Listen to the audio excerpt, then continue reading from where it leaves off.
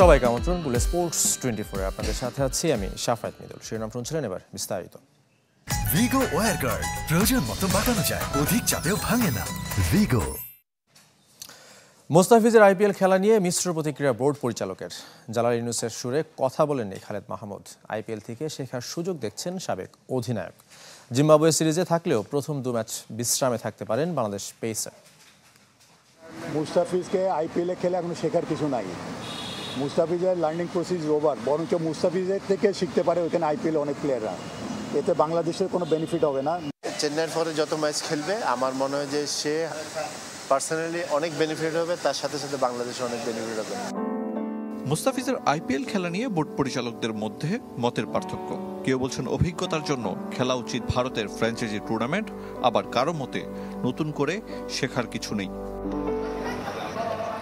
বোর্ডের প্রভাবশালী পরিচালক খালেদ মাহমুদের দৃষ্টিভঙ্গি অবশ্য অন্যরকম। ক্রিকেট অপারেশনস চেয়ারম্যানের সাথে দ্বিমত না করলেও আইপিএল এর গুরুত্ব আর দেশের স্বার্থের কথা সামনে টেনেছেন। শিখার সবখানেই আছে, প্রিমিয়ার লিগেও শিখার আছে, আজকের একটা সিনারিও শিখার হইতে পারে, সেটা কোনো ইয়ে নাই। দেশ সবার আগে, এটা মাথায় নিতে হবে। মোস্তাফিজ যদি আইপিএল খেলতে পারতো আমিও খুশি হতাম। আইপিএলকে প্রাধান্য দিয়ে অন্য অনেক দেশ দ্বিপাক্ষিক সিরিজের স্কোয়াড সাজায়। বিদল নিয়ে পাকিস্তান সিরিজ খেলছে নিউজিল্যান্ড, তবে বাস্তবতা বিবেচনায় সে সুযোগ নেই বাংলাদেশের। আপনি ইন্ডিয়া যদি মেন টিম না খেলে সেকেন্ড টিম যে কোনো ওয়ার্ল্ড ইন্টারন্যাশনাল টিমের সাথে ফাইট করতে পারবে, ভালোকে জিততেও পারে। আমাদের তো এরকম নাই বেঞ্চ। ন্যাশনাল টিমে আপনি যখন একটা ওপেনার, যদি আপনাকে আমি বলি যে আপনি একটা মানে এখন আপনি ওপেনার অনেকে ব্যাটিং করছে, আর আপনি একটা টেস্ট ওপেনারের কথা বলেন যে বাংলাদেশের নেক্সট টেস্ট ওপেনার কে আছে, তাহলে আপনি কিন্তু হঠাৎ করে আটকাই যাবেন। মানে ইটস নট ইজি বলা। জিম্বাবুয়ে সিরিজে থাকলেও প্রথম 2 ম্যাচ বিশ্রাম পেতে পারেন মুস্তাফিজ। বোলিং ইউনিটের বাকি ক্রিকেটারদের ছাড়িয়ে দেখতে চায় বিসিবি। কোচিং প্যানেলে নতুন স্পিন কোচ মুস্তাক আহমেদের সংযোজন ইতিবাচক। শিবাই তো ডেফিনেটলি অনেক বছর ধরে পাকিস্তানকে খেলেছেন, ইন্টারন্যাশনাল ক্রিকেট কোচিং ক্যারিয়ার অনেক সমৃদ্ধ, ইংল্যান্ড বা অনেক বড় বড় দেশের জন্য কাজ করেছেন, তো তার এক্সপিরিয়েন্সটা অবশ্যই আমাদের কাজে লাগবে বলে আমি বিশ্বাস করি। বৈশ্বিক আসরগুলোতে হাকডাক দিয়ে গেলেও সাফল্য নেই বাংলাদেশের। টি-20 বিশ্বকাপ ঘিরে কঠোর বিসিবি। আরিফুল ইসলাম, চ্যানেল 24, ঢাকা। জাতীয় দলের মতো আবাহনীর জার্সিতেও ধারাবাহিক পেসার শরীফুল ইসলাম। দলের অটোমেটিক চয়েস হয়েও নজরটা নিচেই রেখেছেন এই বোলার। কথা বলেছেন বিশ্বকাপ ভাবনা ও সতীর্থদের নিয়ে। উইকেটের বিচারে গেল বছর বাংলাদেশের নাম্বার 1 বোলার শরীফুল ইসলাম। এবারে ডিপিএলেও ভয়ঙ্কর শরীফুল। খেলেছেন মাত্র 3 ম্যাচ, নিয়েছেন 7 উইকেট। শরীফুল যত উপরে উঠেছেন ততই শক্ত করে মাটিতে পা রেখেছেন। আমি মনে করি যে আমরা সবাই যারা ম্যাচ খেলি সবাই নাম্বার 1। আমাদের কাজই হলো যেখানে খেলবো ভালো কিছু করা। অনেক সময় হয় না, বাট আমরা চেষ্টা করি ভালো খেলার জন্য। মুস্তাফিজ অথবা তাসকিন নয়, এখন তাকে ঘিরে সাজানো হয় বোলিং লাইন আপ। বিশ্বকাপ অথবা সিরিজে সাফল্য পেতে তার উপর চাপও বেশি। নিজের উপর যেমন ভরসা আছে, তেমনই বিশ্বাস আছে সতীর্থ বোলারদের উপর। পেস ইউনিটটা খুব ভালো, এখন আমরা ভালো শেপে আছি সবাই, শুধু আমি না, প্রতিটা পেস বোলারই শেপে আছে। সো এই শেপটা ধরে রাখার জন্য ইনশাল্লাহ আমরা চেষ্টা করবো ওয়ার্ল্ড কাপে যাতে সেম পারফরমেন্সটা হয়। টি-20 বিশ্বকাপে কঠিন গ্রুপে বাংলাদেশ। শ্রীলঙ্কা, নেদারল্যান্ডস, দক্ষিণ আফ্রিকাকে টপকে সুপার 4-এ জায়গা করে নিতে হবে। কতটা আশাবাদী শরীফুল? প্রেশার বলতে কিছু না, এখানে হয়তো সবার চাওয়াটা বেশি। সবাই তো চায় যে ভালো কিছু করতে, সেই ক্ষেত্রে আমরাও চাবো যে হয়তো ভালো কিছু করতে। আল্লাহ যদি সহায় থাকে তো ভালো হবে ইনশাআল্লাহ। ধারাবাহিকতা ও আগ্রাসন ধরে রাখতে বোলিং বৈচিত্র্যের উপর জোর দিচ্ছেন এই পেসার। আরিফুল ইসলাম, চ্যানেল 24, ঢাকা। এবার ঢাকা প্রিমিয়ার লিগের খবর। প্রথম পর্বের শেষ ম্যাচেও এক পেশে নৈপুণ্য আবাহনীর। ঢাকা প্রিমিয়ার লিগ শিরোপা আবারও ঘরে তোলা শুধুই সময়ের ব্যাপার মাত্র। 11 নম্বর জয় তুলে নিতে 10 উইকেটে হারিয়েছে শেখ জামাল ধানমন্ডি ক্লাবকে। মাত্র 2.5 ঘন্টায় শেষ ম্যাচ। সুপার লিগের 6 দলের 5টি চূড়ান্ত। শেষ দল নিশ্চিত হবে কাল।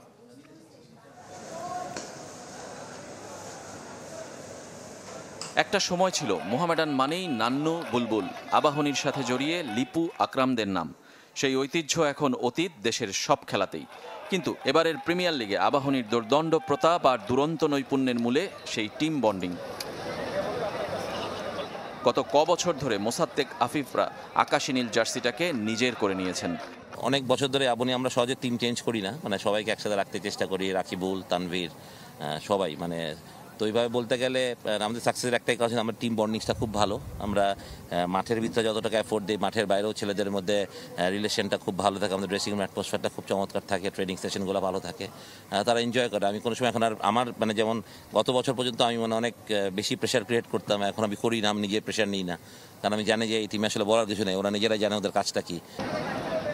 টানা 11 ম্যাচ জিতে শিরোপা নিজ ঘরে রেখে দেয়া অনেকটাই নিশ্চিত, কেননা 2 নম্বরে থাকা শেখ জামালের চেয়ে 6 পয়েন্টে এগিয়ে থেকে সুপার লিগ খেলতে নামবে আবাহনী, অর্থাৎ সুপার লিগের 2 ম্যাচ জিতলেই নিশ্চিত চ্যাম্পিয়ন। আবাহনীর সাথে বাকিদের দূরত্ব এতটাই, তার প্রমাণ আরও একবার মিলেছে প্রথম পর্বের শেষ রাউন্ডের প্রথম দিন। 2 নম্বরে থাকা শেখ জামালকে এক পেশে ম্যাচে 10 উইকেটে হারিয়েছে আবাহনী। 2.5 ঘন্টার মতো স্থায়িত্ব ছিল ওয়ানডে ম্যাচের। টস জিতে ফিল্ডিংয়ে নেমে জামালকে চেপে ধরে আবাহনী। 2 পেসার শরীফুল ইসলাম ও তাসকিন আহমেদ তাণ্ডব চালান, পরে যোগ দেন তানভীর ইসলাম সহ বাকিরা। 88 রানে গুটিয়ে যায় ধানমন্ডির প্রতিবেশী ক্লাবটি। শরীফুল 4, তাসকিন ও তানভীরের শিকার 2টি করে। ছোট্ট টার্গেট সহজেই টপকে যায় আবাহনী। 2 ওপেনার এনামুল হক বিজয় ও নাইম শেখ মিলেই কাজটা শেষ করে দেন মাত্র 10 ওভার 2 বলে। জামালকে টপকে 2 নম্বরে উঠে এসেছে শাইন পুকুর, যাদের কাছে 67 রানে হেরে লেজেন্ডস অফ রূপগঞ্জের জন্য কঠিন সুপার লিগ সমীকরণ। প্রাইম ব্যাংকও বিশাল জয়ে নিশ্চিত করেছে সেরা 6-এ থাকা, কিন্তু এখনও নিশ্চিত নয় 6 নম্বর দলটি। শুক্রবার সিটি ক্লাবের সাথে গাজী গ্রুপ জিতলে তারাই সঙ্গী হবে, অন্যথায় হেড টু হেডে এগিয়ে থাকায় যাবে Rupganj. Rezwanuzzaman, channel 24, Dhaka. 304 food grade stainless স্টিলে তৈরি, যা নিশ্চিত করে জংবিহীন সিঙ্কের আজীবন নিশ্চয়তা। আরএফএল কিচেন সিঙ্ক, স্বাস্থ্যকর কিচেনের চিরস্থায়ী সমাধান। আগামী বছর ঢাকায় আসতে পারেন লিওনেল মেসি। ক্রীড়ামন্ত্রীর সাথে আর্জেন্টিনা রাষ্ট্রদূতের সাক্ষাতের পর এমন সুখবর দিলেন নাজমুল হাসান। এদিকে জুলাইয়ের শেষে আসবেন বিশ্বকাপ জয়ী দলের আরেক তারকা আনহেল দি মারিয়া।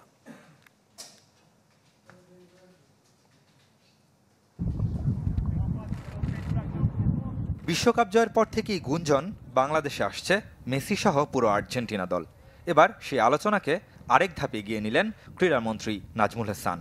মন্ত্রীর সাথে আর্জেন্টিনা রাষ্ট্রদূতের সাক্ষাতে মিলেছে আগামী বছর বিশ্বকাপ জয়ী অধিনায়কের ঢাকায় আসার নিশ্চয়তা। সামনের বছরই আসবে মেসি। সো আমি বলছি যে এখন পর্যন্ত কথাবার্তা শুনে মনে হচ্ছে যে দে আর ভেরি ইন্টারেস্টেড, অ্যান্ড এটা হলে তো এর চেয়ে বড় জিনিস আর কি হতে পারে যদি মেসি আসে। তবে তার আগেই সেই দলের আরেক তারকা আনহেল দি মারিয়া আসছেন জুলাইয়ের শেষ দিকে অথবা আগস্টের শুরুতে। ভারতের লোকসভা নির্বাচন আর কোপা আমেরিকার কারণে পিছিয়েছে এই উইঙ্গারের আগমন। এবারও উদ্যোক্তা ভারতীয় প্রমোটার শতদ্রু দত্ত, যিনি কিনা সমালোচিত হয়েছিলেন এমিলিয়ানো মার্তিনেজ আর রোনালদিনহোর ঢাকা সফরের সময়। বাণিজ্যিক জিনিস না থাকলে তো কেউ আসবে না, কারণ এরা তো প্রফেশনাল ফুটবলার। বাণিজ্যিক পার্টটাও থাকবে, কিন্তু তাতেও football development, crowd fan interaction, সেটা এবারে একদিনের বেশি রাখার প্ল্যান করছে। ওই জন্যই আমরা সময় নিয়ে করছি। আর্জেন্টিনা বাংলাদেশ সম্পর্ককে নতুন মাত্রা দেয় 2022 বিশ্বকাপ। তার এই ধারাবাহিকতায় গেল বছর ঢাকায় দূতাবাস খোলে আর্জেন্টিনা। হয় সমঝোতা স্মারক স্বাক্ষর। বাংলাদেশ চায় ফুটবলে সহযোগিতা, আর্জেন্টিনার চাওয়া cricket O কাবাডিতে। become closer despite the distance because of football and sports. So we want to build upon that. What we want to get people closer and make ওদের দেশের ফুটবল সিস্টেমটা কিভাবে চলে সেই জিনিসটা আমাদের সাথে শেয়ার করতে পারে, যে স্ট্রাকচারটা কি ওদের ফুটবলের, নাম্বার 1। আমাদের দেশে কি আছে সেটাও আমরা তাদের কাছে পাঠাতে পারি।